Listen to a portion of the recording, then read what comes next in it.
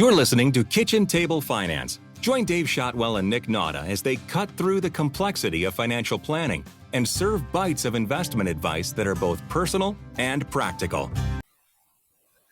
Hey, Dave. How you doing today? Not bad, Nick. How are you? Good. Just living in a snow globe. Now let's just try that over again. Yeah. Hey, Dave. How you doing today? Not bad, Nick. How are you? Doing well. Just living in the snow globe today. Yep. Such as January in Michigan. So, speaking of snow globes and getting shaken up a little bit, we are going to talk a little bit about the debt ceiling and government spending and how that might impact you as an investor. Yeah, fun stuff. Feels like we've been here before. We have 20 times in the last 20 years, actually, to some degree, one degree or another. And so yeah, what's going on? You know, the government has a self-imposed debt limit in how much they're allowed to actually borrow with treasury bonds and bills to back it. That limit is $31.4 trillion. And similar to my budget. Yeah, right. Add a zero, subtract a zero, whatever. Rounding errors. Yeah. So anyway, the debt ceiling has been reached because every year the government spends more money than it brings in. We haven't had a budget surplus since the early 1990s at this point. And so every year Congress needs to reauthorize and increase the debt ceiling. Mm-hmm. And this year there's concerns that there just won't be negotiations based on the makeup of Congress. Boy, feels like we've been there before too. I know, right? So it's important to understand this isn't a fight about future spendings per se. It's basically, are we going to pay for the things we've already spent money on? It's like you've run up your credit card and now you're going to decide if you're going to pay the bill or not. Right. And so, that said, though, it makes a tool. It gives Congress people a lever to pull to get things that they want. Mm-hmm. And so that's why it becomes an issue every so often. Yep. So, first of all, what the government hasn't defaulted on its debt yet. Nothing dire really happens until June. And, right now the Treasury is doing things. Janet Yellen called them extraordinary measures, taking extraordinary measures to keep things going. But it really doesn't become an issue for a few more months. Yeah. So going back to the past, if we could, Dave, and I can't remember exactly what year this was, but we actually got to the point where they shut down the government for a couple of days. Yeah, 2011. Yeah. So this is not unheard of, but be interested to hear your take on kind of what happened then and how that affected the markets. Well, in 2011, we did see some market impact there, but interesting things happened. One is the Standard & Poor's actually downgraded U.S. debt at the time because of this impasse. And instead of having a negative effect on Treasury bonds, as you would expect, yields on Treasury bonds actually went down, kind of with the attitude of boy, if the U.S. is not doing well with its debt, then things must really be bad, right? So we're going to buy more U.S. debt because it's still the safest instruments out there.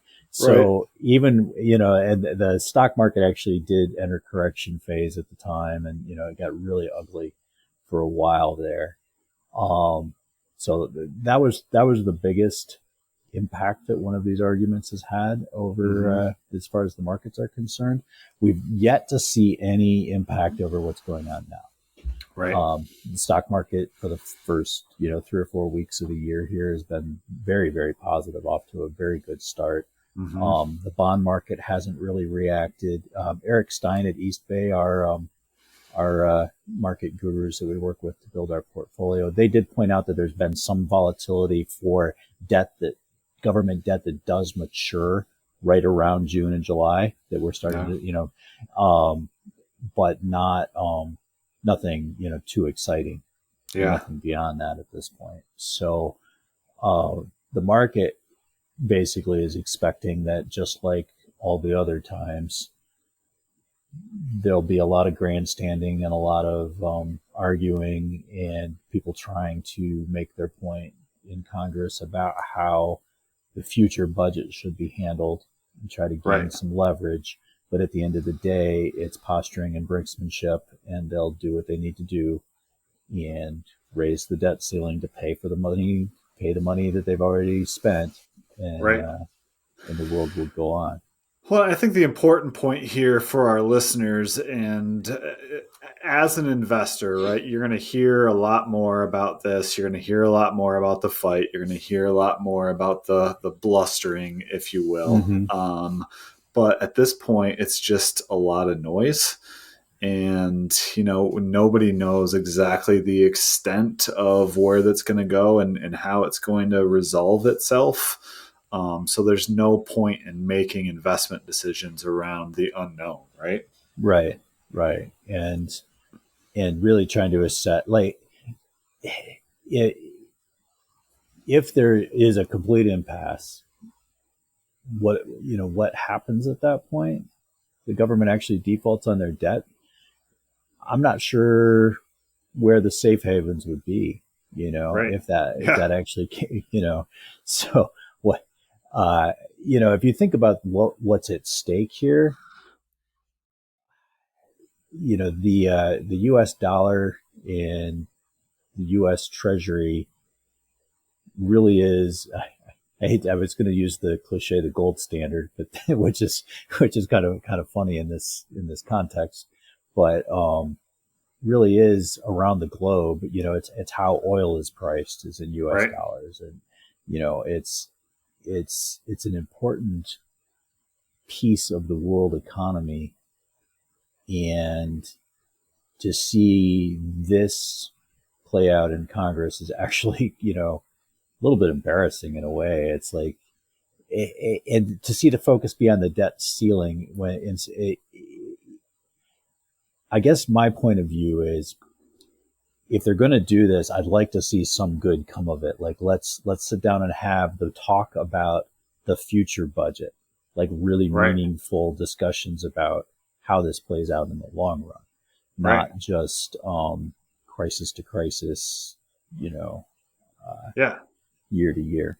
So, well, and kind of relating that to your personal situation, like we talked about, like you're arguing over whether or not you should pay the credit card, but you have no desire to think about curbing your spending or think about how that affects the actual credit card. Payment. Well, do you know what I mean? And just deciding that, like say you've got a couple in the household, maybe this is a good way to think about it. And you've run up the credit card, and the one spouse says, "I'm not paying this bill until you make concessions on future spending," right?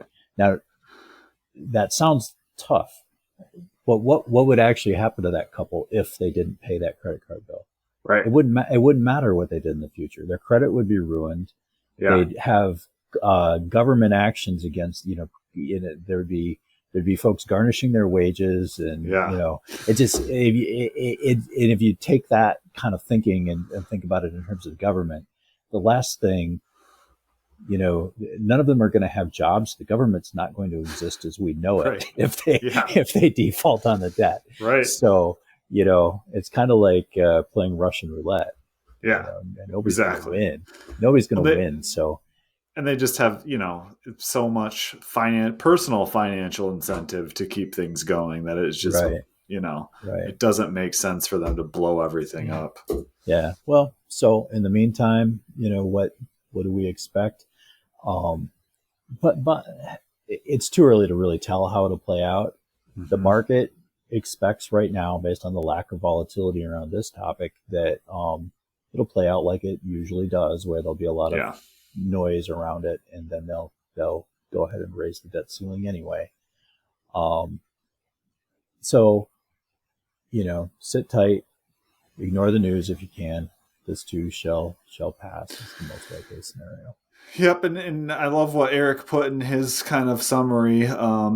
Make sure your risk levels are where they should be, right. And your asset allocation is set. Much more important than worrying about the debt ceiling and how that might affect you or trying to time it. So sound financial principles will prevail. Exactly. If your portfolio is set up the way it should be in the first place, you can get through these times of volatility and political silliness.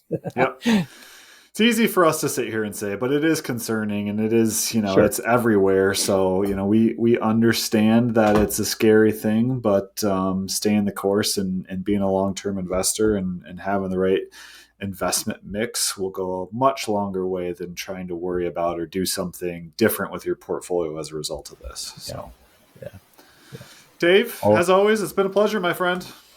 Yes, sir. Thank you.